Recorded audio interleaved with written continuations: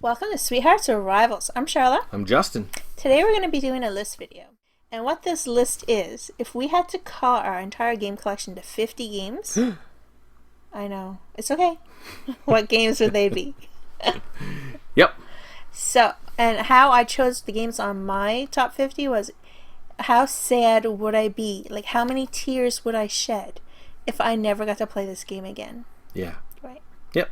So that's how I chose. Right on.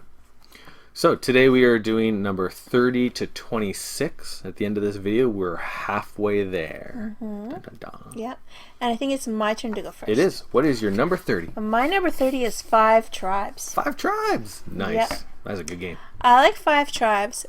It can get a little overwhelming if you're playing it like analyzing each move that each square of all the meeples on each square can do. Yeah. But I tend to play it more so, that's the square I want to end on. Which squares can start to get me there? And then I choose the best one. Yeah. That's a good strategy for playing it so that you don't get overwhelmed. Mm-hmm. And you can also take it as kind of like challenging yourself. What is the best move I can make within like a minute of my turn starting? Right. Yeah. Yeah. And I like moving the meeples around and trying to manage them so that I'm not really leaving my opponent with too many good choices. Yeah. Of course, there's always usually a good choice. Yeah. And then there's the set collection with the market cards. Yeah. And I'm really looking forward to trying the new expansion. Yeah. Which we just got, so we haven't had a chance to play with it yet. Where it becomes 6 tribes. Right, but it looks like it adds that Chasm. Chasm. Yeah. I was gonna say canyon. That's gonna be interesting. Yeah. To Chasm. move your people around. And then there's a couple of mountains that block movement. Right. Yeah. It's gonna make it tricky. And there's a lot of different paths to victory, which is, I love that in a game. So now with the expansion, there's even more paths to victory. Right. So yeah.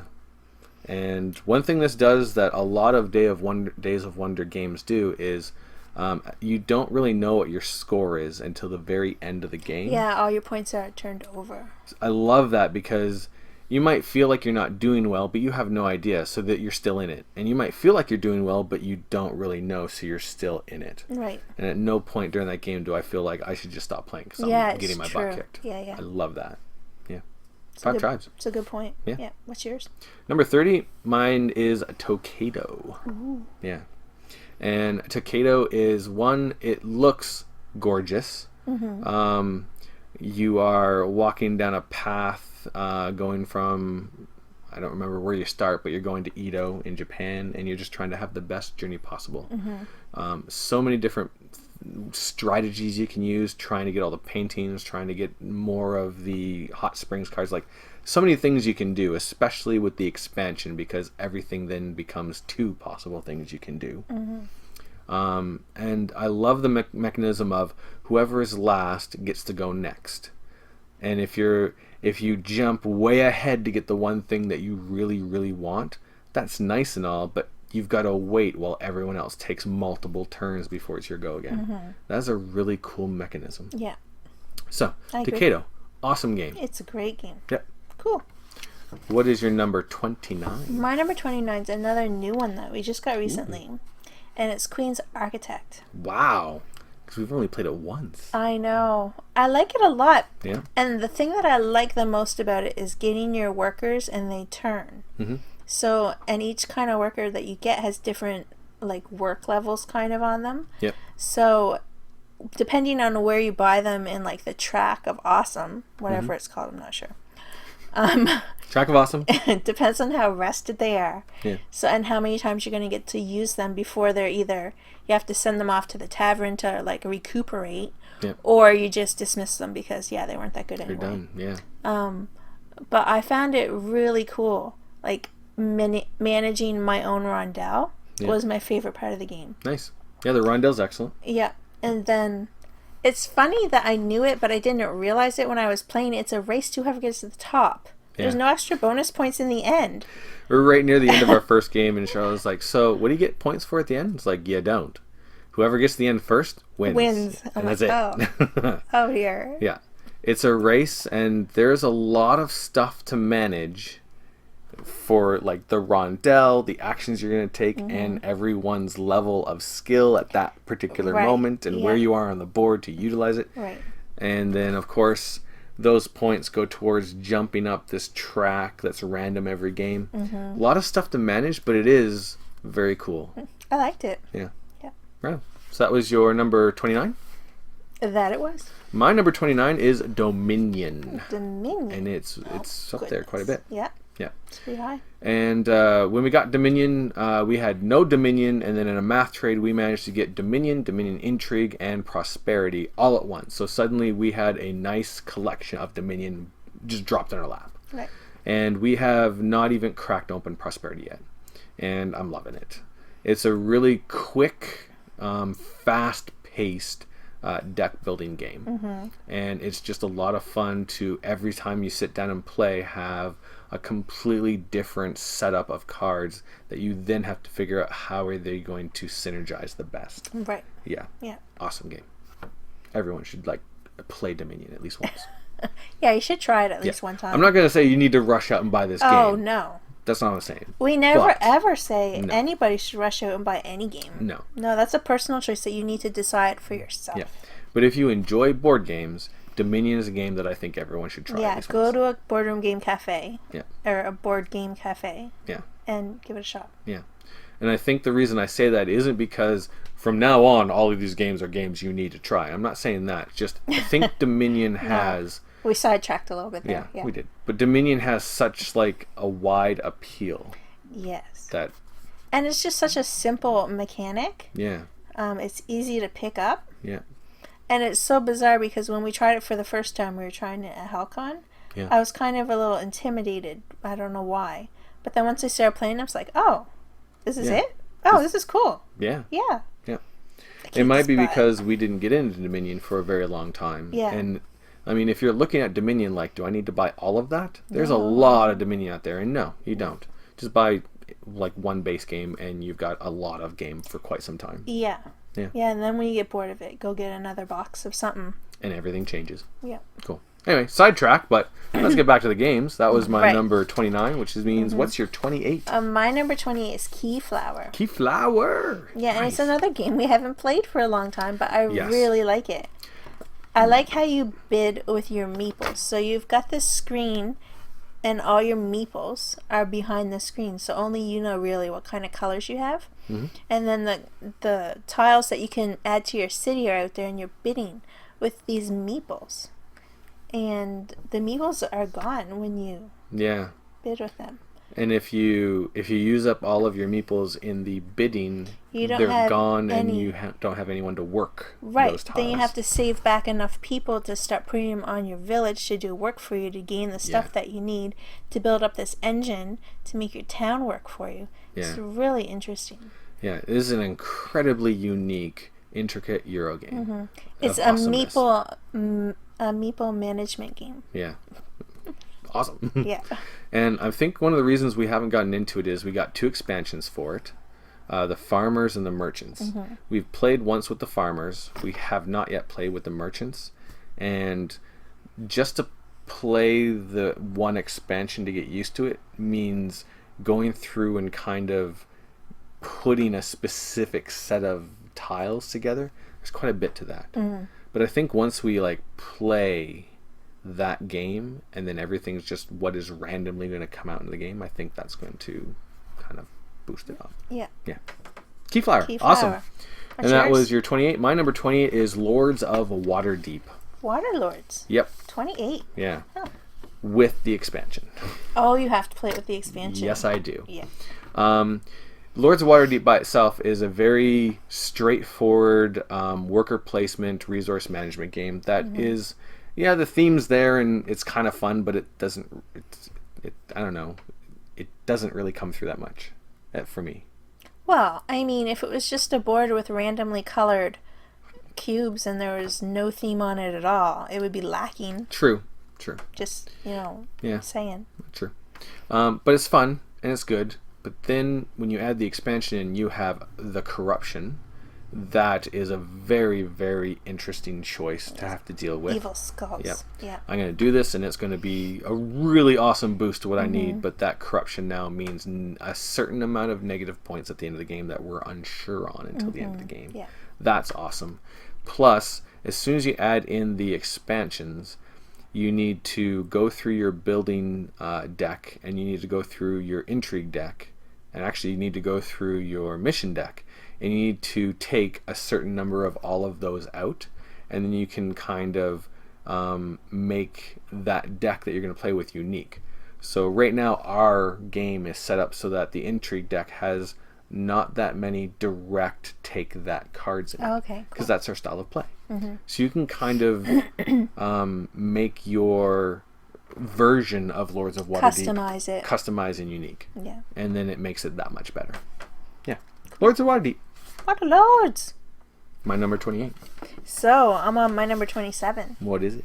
Powergrid First Sparks. Nice. And meeples.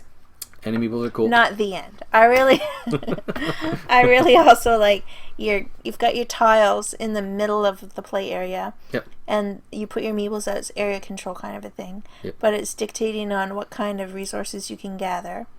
And then you've got that Powergrid bidding that you do for like your tools and stuff. So you got berry baskets, and in the beginning they're kind of like weird little small little not so good berry baskets, but then as you go up you can upgrade to these fantabulous berry baskets, and then you've got things to kill bears and mammoths, and you've got fishing poles. Yep. Theme and is you're awesome. Only allowed to have so many tools in your tableau. Yeah. I like how you manage that. It's a lot of fun. It's a good game. And you've got to feed your people on this one. Yeah. So you've got the people feeding mechanic there to deal with. Yep. But I don't find it overly annoying in Powergrid First Sparks. No. There's another game that it's really frustrating. It's not like that in this one. Yeah. It's a little bit more manageable. But it can be a very unforgiving game. Oh yeah, if you make a mistake early on, you may not be able to catch back up. Yeah, it can be difficult to recover. Yeah. And sometimes it can be next to impossible to recover. True, yeah. So you need to manage very, very well. Or use a Jedi mind trick on your opponent so that they screw up just as bad, and then it can put you back on an even playing field. Yeah, that's a good game. We're on 27? Let's check. I believe so. Yes. Okay. My number 27 is Lords of Vegas. Lords of Vegas? I know. You're just getting all the Lord schemes in this section. It's like Lords and Lords. Lords. Lords of Vegas. Very, very interesting. Lots of randomness in this game. And it works for me because there's a heavy theme of gambling because, of course, you're in Vegas. And you're building casinos. Yeah. And you can count cards when you're making your decisions. So when you're putting out one of your casinos, you can actually see, okay, the gold ones. There's 8 gold cards out already. There's not a lot of gold cards left in the deck to pay out, so I'm not getting any more gold casinos. Right. So you can count cards, weigh the odds, and gamble. And an incredibly unique catch-up mechanic.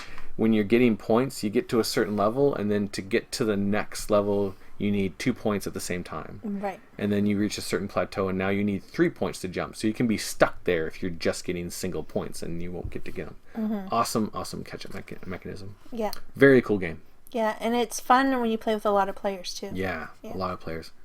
Get the expansion for Up, because that adds some new choices, especially with a lot of players. Super fun game. Yep. Yeah. Cool. That was our 27, which means we are at 26. My 26 is Viticulture. Viticulture. Awesome. It's a good worker placement game. Now, Viticulture just the base game? Well, right now it has to be just the base game. Because we have Tuscany, and unfortunately we haven't had a chance to crack it open yet. Yeah, we really need to sit down and just dig into that. Yes. Yeah. But I'm sure once I play it with Tuscany, I'm going to like it that much more. Yeah.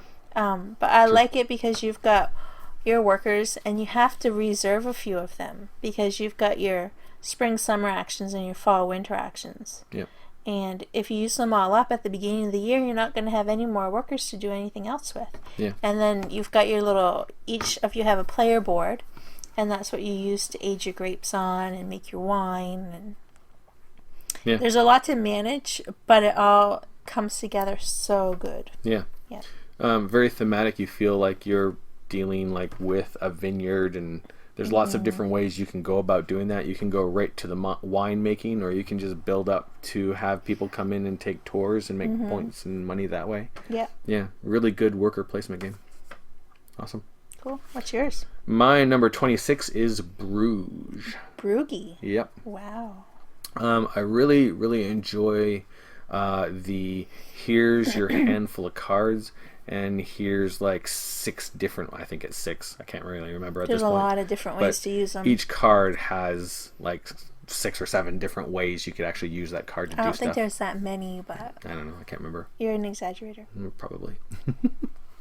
But yeah, just I could use this card for this or that or that or that or that, and so when every round when you're looking at the hand of cards, you don't have one thing per card you can do. So what order you do play them? It's like, okay, what order do I play these, and in which of the different actions am I going to take in that order to do what I want to do this turn? And yeah, it's just a really good multi-use card game. Yes. Yep. Yeah.